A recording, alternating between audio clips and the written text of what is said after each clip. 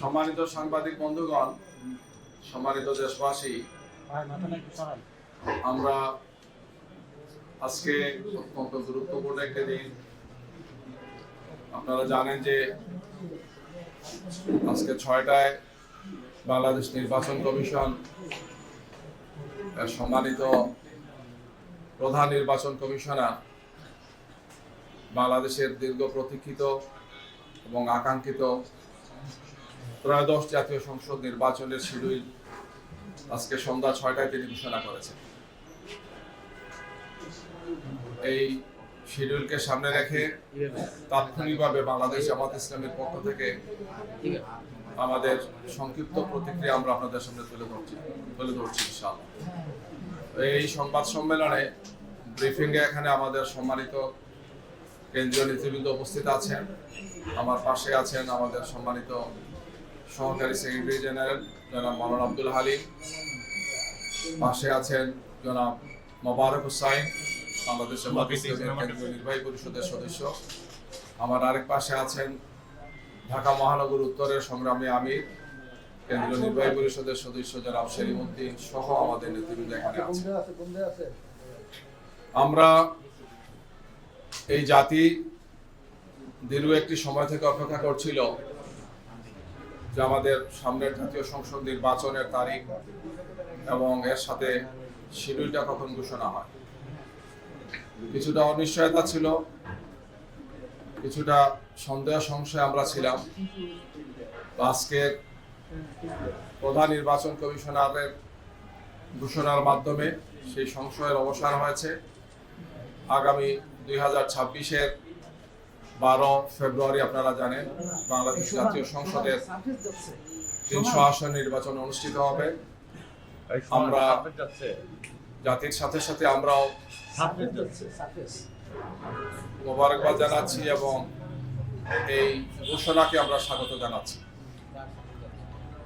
আমরা মনে করি যে এর মাধ্যমে জাতীয় সংসদ নির্বাচন নিয়ে কোনো অনিশ্চয়তা থাকলে সেটা কেটে যাবে ইনশাআল্লাহ। এবং এর পাশাপাশি আমরা এটাও বলতে চাই যে জাতীয় সংসদ নির্বাচন সুষ্ঠু, সুন্দর এবং নিরপেক্ষ করার জন্য অনেকগুলো গুরু দায়িত্ব নির্বাচন কমিশনকে পালন করতে হবে। আমরা সে সমস্ত বিষয় নির্বাচন কমিশনকে আমরা অবহিত করেছি।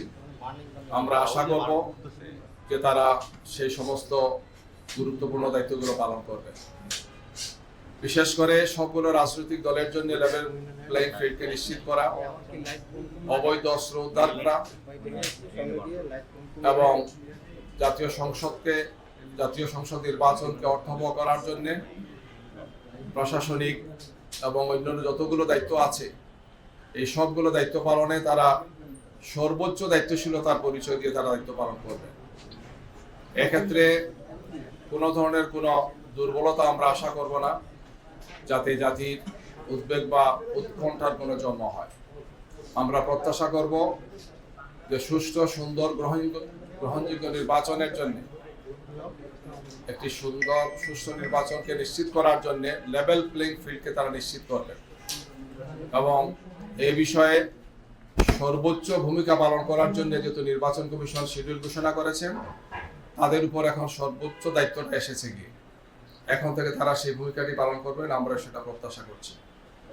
আমাদের শীর্ষ নেতৃবৃন্দ, আপনারা জানেন যে আমরা 8 দল একসাথে আন্দোলন করছি।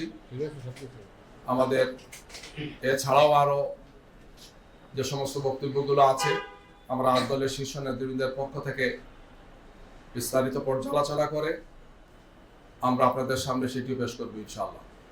আমরা ত্রয়োদশ জাতীয় সংসদ নির্বাচনের শিডিউলকে আমরা স্বাগত জানাচ্ছি এবং আমি আবারও আশাবাদ ব্যক্ত করছি আমরা সবাই যে নির্বাচনকে সুষ্ঠু, সুন্দর, গ্রহণযোগ্য করার জন্য নির্বাচন কমিশনের উপর যে দায়িত্ব, সে দায়িত্ব পালনে তারা সর্বোচ্চ দায়িত্বশীলতার ভূমিকা তারা পালন করবেন। কোনো ধরনের কোনো দুর্বলতা, ত্রুটি, বিচ্যুতি যাতে না থাকে আমরা সেটা প্রত্যাশা করব। অতীতে দেখা গিয়েছে যে অনেক বিষয়ই আশ্বস্ত করা হয়েছে বা বলা হয়েছে, কিন্তু সেটি কার্যকর হয়নি। আমরা আগামী নির্বাচনের ক্ষেত্রে জাতি তিনটি নির্বাচন প্রত্যক্ষ করেছে যে নির্বাচনে জাতির প্রত্যাশা পূরণ হয় নাই, বরং আমাদের রাজনীতি, আমাদের সমস্ত ব্যবস্থাপনাকে ধ্বংস করা হয়েছে, প্রশ্নবদ্ধ করা হয়েছে এবং জাতির মধ্যে প্রচন্ড ক্ষোভ এবং হতাশা তৈরি হয়েছে গত 14, 18 এবং 24-এর সেই তথাকথিত নির্বাচনের মাধ্যমে। এই জন্য এ ব্যাপারে আমরা আশা করব আগামী নির্বাচনে তারা সেই দায়িত্বটি তারা পালন করবেন, যেটি জাতির প্রত্যাশা, যে অতীতের এই 3টি নির্বাচনের মতো হবে না, বরং একটি সুন্দর সুষ্ঠু নির্বাচন তারা জাতিকে উপহার দেবেন।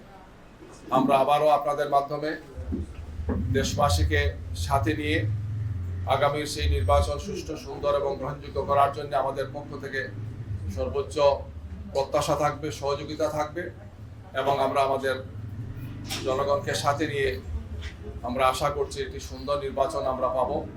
জাতি একটি উৎসবমুখর পরিবেশে এই নির্বাচন অনুষ্ঠানের মাধ্যমে একটি সুন্দর সুষ্ঠু ধারায় জাতি এগিয়ে যাবে এবং বাংলাদেশ 2024-এর 5 আগস্টের যে ছাত্র জনতার অভূতপূর্ব গণ অভ্যুত্থান হয়েছে, সেই অভ্যুত্থানের প্রত্যাশা পূরণ হবে ইনশাআল্লাহ। আমরা আপনাদের মাধ্যমে দেশবাসীকে মোবারকবাদ জানাচ্ছি, আপনাদেরকে মোবারকবাদ জানাচ্ছি। এছাড়াও যদি কোনো বক্তব্য থাকে আমাদের শীর্ষ নেতৃত্বের পক্ষ থেকে আমরা পরবর্তীতে আপনাদের সামনে সেটা উল্লেখ করবো ইনশাআল্লাহ। সবাইকে ধন্যবাদ।